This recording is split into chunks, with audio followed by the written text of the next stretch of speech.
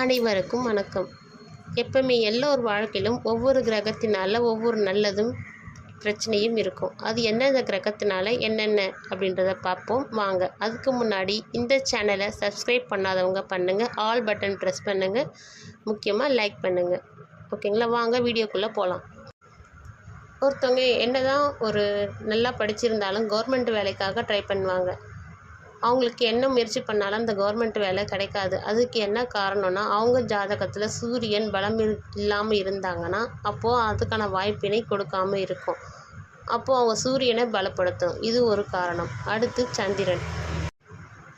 எப்பவுமே ஒருத்தவங்களுக்கு பெண் குழந்தை இருந்தாலும் அவங்களுக்கு நல்ல தாயாக இருப்பாங்க. ஆனால் ஒரு மருமகள் என்ற ஸ்தானம் வந்த பிறகு சிலருக்கு அந்த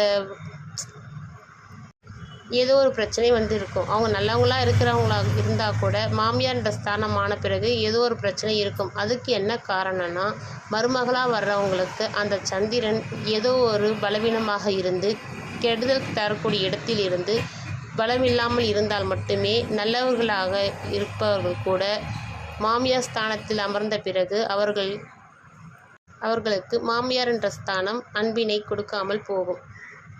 அடுத்து பிறக்கப் போகும் இரண்டாவது குழந்தை தம்பிக்கு உடன் பிறந்த சகோதரருக்கு ஏதோ ஒரு பிரச்சனை, இல்லது தனக்கு ஜாதகருக்கே இரத்த ஓட்ட பிரச்சனை, இரத்த பிரச்சனை, அப்படி ஏதோ ஒரு பிரச்சனை இருக்குதுன்னா, இந்த பெண்களுக்கு கணவனால் பிரச்சனைனா அது செவ்வாயினால் மட்டும்தான். செவ்வாய் ஏதோ ஒரு பலமில்லாமல் இருந்து தீயவர்கள் கூட இணைஞ்சு பாவர்களின் பார்வை அப்படின்ற ஸ்தானத்தில் இருந்தால் மட்டும்தான் இந்த பிரச்சனை இருக்கும். அப்போது செவ்வாயை நம்ம பலப்படுத்தணும். அடுத்து புதன். இந்த புதன் பலமில்லாமல் இருந்து தீயவர்களுடைய சேர்க்கை இருந்தால் குழந்தைகளுக்கு கல்வின்றது கிடைக்காம போகும், தடைப்படும். படிச்சுட்டே இருப்பாங்க, திடீர்னு ஏதோ சடனாக ஒரு பிரேக் வரும். அப்போது எதனாலனா இந்த புதன் கெட்டி இருந்து அதனுடைய திசா காலங்களில் மட்டும்தான் இதனுடைய பிரச்சனை ஏற்படும். அடுத்து குரு.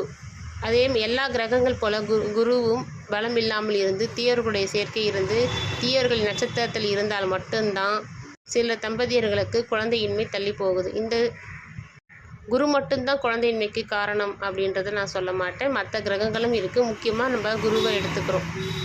அதற்கு நமக்கு வாய்ப்பினை கொடுக்கறதுக்கே இந்த குரு பகவான் தான். அப்போது நம்ம குரு பகவானை நம்ம பலப்படுத்தணும். அடுத்து சுக்கிர பகவான். சுக்கிரன் பகவான் பார்த்திங்கன்னா பெண்களுக்கும் சரி ஆண்களுக்கும் சரி கலத்திரகமே, அதாவது பார்ட்னர் என்ற ஸ்தானத்தை கொடுக்கறது இந்த சுக்கிரன் தான். இந்த சுக்கிரன் பலம் இல்லாமல் இருந்தாங்கன்னா என்னதான் நல்லவங்களாக இருந்தால் கூட இவங்களுக்கு ஏற்ற மாதிரி அவங்க பார்ட்னர் இருக்க மாட்டாங்க. அது என்ன காரணம்னா, சுக்கிரன் பலம் இல்லாமல் இருக்கிறதுனால தான். அப்போது அவங்க என்ன பண்ணணும், நமக்கு இந்த மாதிரி ஜாதகம் தான் இருக்குது, நமக்கு இவர் இல்லாமல் இவங்க இல்லாமல் வேறு யாருன்னா நம்ம திருமணம் செய்தால் கூட இப்படிப்பட்ட குணம் கொண்ட துணை தான், அதாவது ஆணாக இருந்தாலும் பெண்ணாக இருந்தாலும் துணை தான் கிடைக்கும்ன்றதை நம்ம தீர்மானிச்சுட்டு அனுசரித்து நடந்துக்கணும். அப்போ சுக்கிரன் நம்ம பலப்படுத்தணும். இதுதான் நமக்கு. நீங்கள் இது வேண்டாம், இந்த வாழ்க்கை வேண்டாம், அடுத்த வாழ்க்கைக்கு போனால் கூட அந்த கலத்தரமும் உங்களுக்கு அப்படி தான் அமையும். அடுத்து சனி பகவான். உங்களுக்கு ஏதோ ஒரு நீதி கிடைக்காம இருக்குது, உங்களுக்கு உங்கள் பக்கம் உண்மை இருந்தும் நேர்மை இருந்தும் நீதி கிடைக்கல அப்படின்னா சனி பகவானுடைய கருணை உங்களுக்கு கிடைக்கலன்னு அர்த்தம். சனி பகவான் பலமில்லாமல் இருந்து தீயர்களுடன் சேர்ந்து இருந்தாலோ அல்லது கெட்டு போயிருந்தாலோ மட்டும்தான் இந்த சனியோடைய பலன் உங்களுக்கு முழுமையாக கிடைக்காது. உங்கள் பக்கம் நேர்மை இருந்தால் கூட உங்களுக்கு இதேமாரி பலன்தான் கிடைக்கும். அப்போ நீங்கள் முழுக்க இப்படிப்பட்ட ஜாதகர் என்ன செய்யணும்னா, எப்போவுமே மற்றவங்களுக்கு கெடுதல்ன்ற ஒரு விஷயம் மருந்தளவு கூட நினச்சி பார்க்கக்கூடாது. நேர்மையாக இருந்தால் மட்டுமே சனி பகவானுடைய கருணை பார்வை நமக்கு சிறப்பாக இருக்கும். அடுத்து ராகு கேது எடுத்துக்கிட்டிங்கன்னா, இந்த ராகு கேதுன்றது இதுக்கு தான்றதை நம்ம சொல்ல முடியாது எல்லாத்துக்குமே. ஏன்னா வக்ரம் பெற்ற கிரகங்கள் 2 பேருமே எல்லா விஷயத்துக்குமே இந்த ராகு கேதுடைய துணைகள் இருக்கணும். ஆக மொத்தம் இந்த ராகு கேது கெடாமல் இருக்கணும்.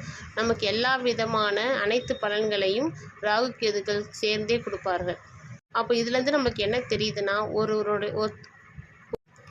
ஒரு ஜாதகருக்கு ஒரு பிரச்சனைனா அது மற்றவங்களால இல்லை. நம்ம ஜாதகத்தில் ஏதோ ஒரு கிரகங்கள்னால் மட்டும்தான் நமக்கு அந்த பிரச்சனை இருக்குது. அப்போது நம்ம அதை அனுசரித்து தான் போகணும். ஒன்று ஆப்போசிட்டில் இருக்கிறவங்க மேலே கோவப்படுறதுனாலையோ அவங்கக்கிட்ட சண்டை போடுறதுனாலையோ உங்களுக்கு கிடைக்காது. இது எப்போ நடக்குன்னா அந்த கிரகங்களின் தசாபுத்தி காலத்தில் மட்டும்தான் இது நடைபெறும்.